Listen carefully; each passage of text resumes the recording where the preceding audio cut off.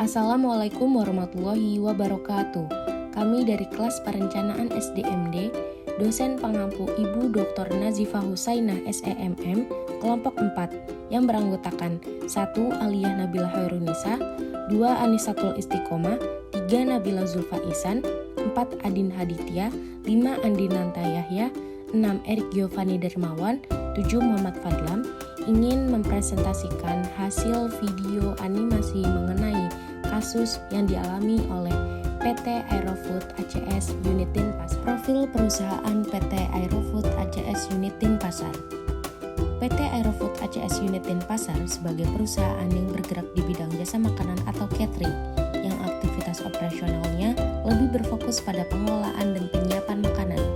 Selama ini, dalam hal perencanaan sumber daya manusia masih belum diterapkan secara optimal. Umur produktif karyawan adalah faktor yang menjadikan perencanaan sumber daya manusia sangat dibutuhkan di PT Aerofood ACS Unit Denpasar. Sekitar 97 dari 837 karyawan memiliki umur yang hampir tidak produktif dalam waktu 2 tahun ke depan. Studi kasus PT Aerofood ACS Unit Denpasar. Hasil proyeksi permintaan sumber daya manusia untuk 2 tahun mendatang yaitu pengurangan jumlah tenaga kerja tetap sebanyak 17 orang di tahun pertama dan berkurang lagi 34 karyawan pada tahun kedua. Hal ini disebabkan karena tidak adanya pengangkatan tenaga kerja tetap selama 4 tahun terakhir.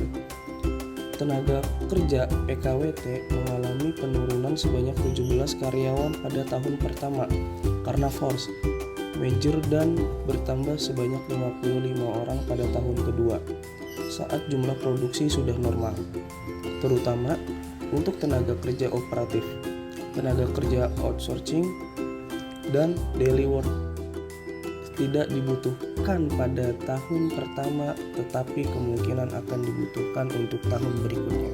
PT Aerofood ACS Unit Denpasar berada dalam kondisi yang sehat dikarenakan pada tahun terakhir tingkat turnover karyawan sekitar 0,57%, ketahanan karyawan sekitar 99,43%, dan ketidakhadiran karyawan back office sekitar 7,07%, serta karyawan operasional sekitar 8,46%.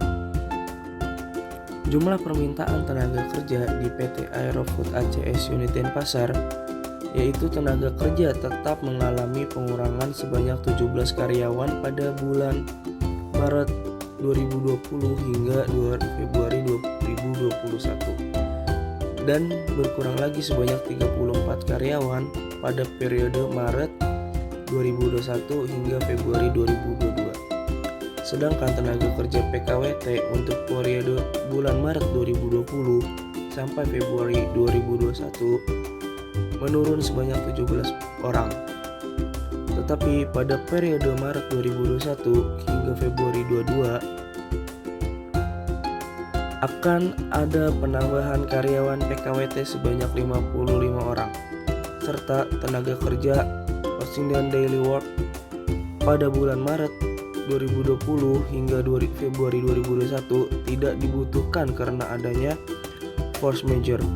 Tetapi untuk periode Maret 2021 hingga Februari 2022 akan ada pengadaan tenaga kerja outsourcing dan daily work jika keadaan sudah kembali normal.